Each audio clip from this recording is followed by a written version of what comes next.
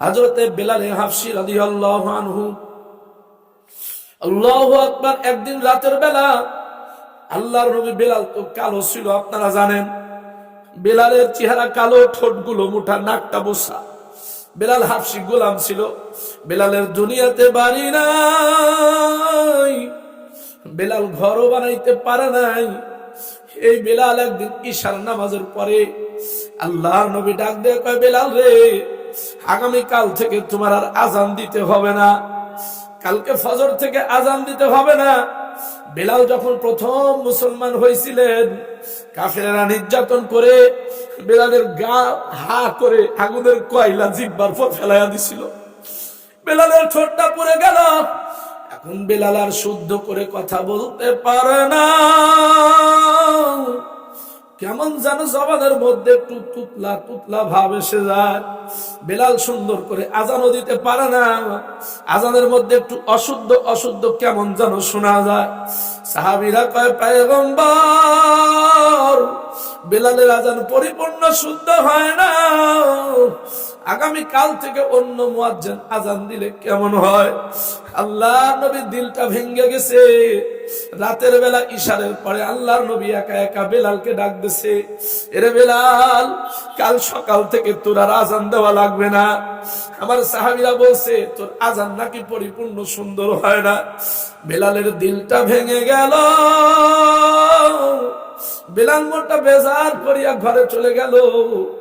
সকাল হয়ে গেছে, সুবহে সাদিক হয়ে গেছে। আল্লাহর নবী মসজিদের নববীতে হাজির, অন্যান্য সাহাবীরাও হাজির। আল্লাহু আকবার। তাহাজ্জুদ পড়ে পড়ে বসে রয়েছে, সুন্দর আজান হয়ে গেছে। বাবারে, আগের জামানায় তো আর ঘড়ি ছিল না, পূর্ব আকাশে সূর্যের আবহাওয়া দেখে নবী নামাজ পড়তেন।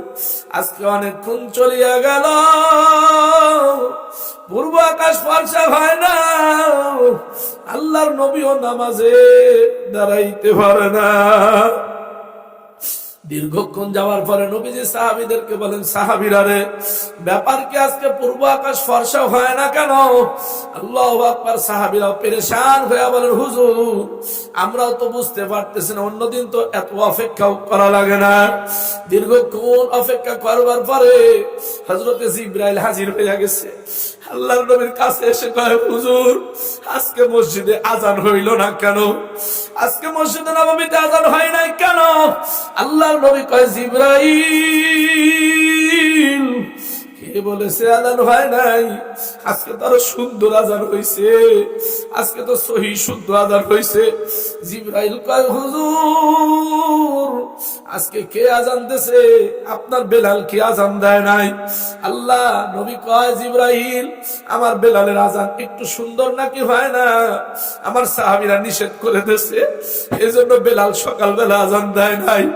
জিবরাইল কয়, পয়গম্বর, বেলালের আজান দিতে কয়। বেলালের সঙ্গে তার মালিকের এমন গভীর সম্পর্ক, তার মালিকের সঙ্গে এত প্রেম কালো বেলালের, তার মালিকের সঙ্গে গোলামটার এত মোহাব্বত হয়ে গেছে। ও পয়গম্বর, বেলাল দুনিয়াতে আজান যদি না দেয়, পৃথিবীর জমিনে ফরসা হবে না। বেলাল আজান না দিলে কারো আজানের আওয়াজ মালিকের আরশে যাবে না, মালিক সূর্য উঠাবে না। আল্লাহর নবী কালে বেলালকে কাছে ডাকছে, রে বেলাল, কালকে রাতে যখন আজান দিতে তোমার নিষেধ করে দিছি, তুমি বাড়ি গিয়া কি কইছে একটু সত্য করে কও। বেলাল কান দিয়ে দিছে, হুজুর, আপনি যখন আমার আজান দিতে নিষেধ করিয়া দিছেন, আমি দিলটা ভাঙ্গিয়া রাতের বেলা ঘরের মেজের মধ্যে জায়নামাজটা বিছায়া দিছি। আল্লাহর কুদরতি ভাই সেজদা দিয়া কানতে কানতে মালিক রে কইছি, মালিক রে, দুনিয়াতে বড় লোক বানাও নাই, আফসোস নাই, দুনিয়াতে স্বাধীন বানাও নাই, গোলাম বানাইছো, আফসোস নাই, দুনিয়াতে তুমি আমারে কালো বানাইছো, আফসোস নাই, দুনিয়ায় সম্পদহীন বানাইছো, বেলালের আফসোস নাই, কিন্তু বিলালের মধ্যে নিয়াত ছিল, ও আসমান জমিনের মালিক। বেলাল আশা করছিল নবীর মুয়াজ্জিন হয়ে কিয়ামতে তোমার সামনে দাঁড়ায়া যাবে রে মালিক। আজকে সে আশা ভঙ্গ হয়ে গেছে। আল্লাহর নবী আমার আযান দিতে নিষেধ করিয়া দিয়েছে। ও মালিক, তুমি কি আমার এতই ঘৃণা করো, নবীর মুয়াজ্জিন হয়েও আমারে কবরে যাইতে দিবা না? আল্লাহর নবী বেলালকে বুকে জড়ায় কয়, বেলাল রে, রাতের বেলা তুমি কাঁদছো, আর তোমার কান্না মালিকের আরশে এমন ভাবে কবুল হইছে। রে কালো গোলাম, মালিক তোর নামে জিবরাইল পাঠাইছে, আর জিবরাইল এসে বলে গেছে তুই আযান না দিলে মালিকের আরশে আযান যাবে না। আওয়াজ দিয়া কান্না সুবহানাল্লাহ। রে দুনিয়ার মানুষ, এজন্য আমার আপনার জিন্দেগি তখনই দামি যখন আমি আপনি দুনিয়াতে আল্লাহ ওয়ালা হইতে পারবো। কথা কয় না? সব হয়েছি, সব হয়েছি, সব পজিশন আল্লাহ আমাকে দিয়েছে, ক্ষমতা, টাকা, বক্তা, উয়াজ, মোহতামিম, বড় হুজুর, খতিব সাহেব সব পাইছি, সভাপতি, সেক্রেটারি গিরেও পাইছি, কিন্তু আল্লাহর ভাই নাই, আল্লাহ ওয়ালা হইতে পারে নাই। ইঞ্জিনিয়ার, ডাক্তার, প্রফেসর, অধ্যক্ষ, অধ্যক্ষ সব হইছে, আল্লাহ ওয়ালা হয় নাই। আল্লাহর নবী কয়, উম্মত তুমি কিছুই হইতে পারো নাই। মানলাহুল মাওলা ফালাহুল কুল। দুনিয়াতে যে মালিকের হয়, মালিক তার জগতের বাদশা বানায় দেয়। সুবহান। এজন্য জিন্দেগির মূল টার্গেট হলো আল্লাহ ওয়ালা হওয়া। জিন্দেগির টার্গেট কি বলেন? আল্লাহ ওয়ালা হওয়া। আল্লাহ ওয়ালা হইলে আমি যে পজিশন মানুষ হই, যে অবস্থার মানুষ হই, আমার দাম আছে। কথা ঠিক? আল্লাহ ওয়ালা যদি না হই, তাইলে যে পজিশনের মানুষ হই, আমার কোনো দাম। সুলতান মাহমুদ গজনবী রহমতুল্লাহি আলাইহি, ওনার ঘটনা আসছে। সুলতান মাহমুদ গজনবী, উনি উনার জামানায় বড় একজন শ্রেষ্ঠ বুজুর্গও ছিলেন, আবার বাদশাও ছিলেন।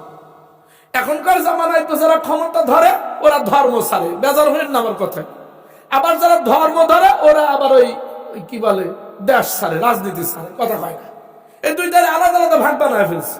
হ্যাঁ, মসজিদের ইমামতি করতেছে তো করতেছে, সমাজ নিয়ে ফেরেশানি নাই। সুদ, ঘুষ, জেনা, ব্যভিচার, গান বাজনা সব জায়গায় চলে যাচ্ছে। হুজুরের ফতোয়া খালি মসজিদের মেম্বারে, আর কোথাও নাই। কথা কয় না?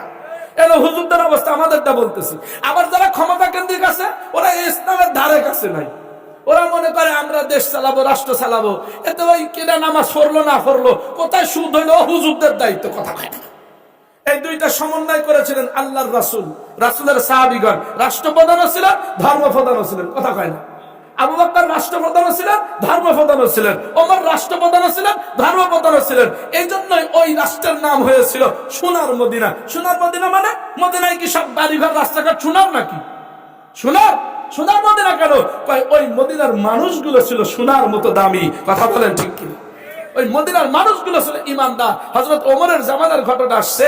আমিরুল মুমিনিন ওমর একদিন বসে রয়েছেন, ইয়ামান থেকে, যেটা মদিনা থেকে কয়েক হাজার মাইল দূরে, একজন যুবতী নারী হেঁটে হেঁটে হেঁটে হেঁটে হেঁটে হেঁটে কয়েক মাস ধরে ওমরের সামনে হাজির হয়েছে। হযরত ওমর বলতেছে, আরে ছোট্ট বোন, তোমার বাড়ি কই? বলে, আমার বাড়ি ইয়ামানে। ইয়ামান থেকে একাই আসছনি?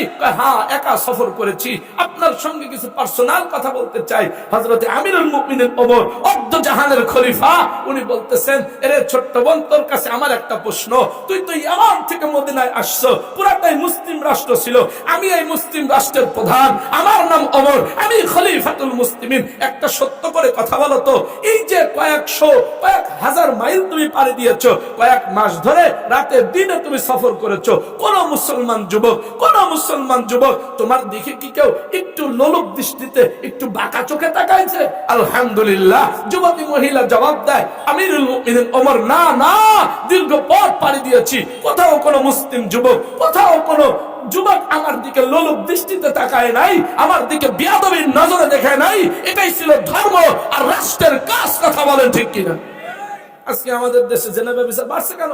কারণ আমরা যারা ধর্ম ধরছি তো ধরছি, রাষ্ট্র নিয়ে খবর নেই। আর যারা রাষ্ট্রীয় ক্ষমতা ধরছে তো ধরছি, ইসলামের খবর নেই। কথা পায় না। কিন্তু হযরতে সুলতান মাহমুদ গজনবী ছিলেন আল্লাহওয়ালা বাদশাহ। একদিন রাতের বেলা বের হয়েছে প্রজাদের খবর নেওয়ার জন্য। যারা আল্লাহওয়ালা শাসক হয় তারা রাতে ঘুমায় না, প্রজাদের খোঁজ খবর নেওয়ার জন্য পাগলের মতো চিন্তা ভাবনা করে। কথা কন? ওমর 12 বছর শাসন করছে না? কানছে আর কইছে, আল্লাহ, ফুরাত নদীর তীরে একটা কুকুরও যদি না খেয়ে মারা যায়, আমি ওমরের বিচার হয় কিয়ামতে। কথা কয় না? হ্যাঁ, এটা ছিল আগের শাসক। 12 বছর ওমর শাসন কার্য চালাইছে, একটা রাত ওমর ঘুমায় নাই। সুবহানাল্লাহ। একটা রাত ঘুমায় নাই, কি করছে? করছেটা কি? জাতির খবর নেছে। এজন্যই তারা দুনিয়া থেকে জান্নাতি হয়েছে। কি কথা কয় না?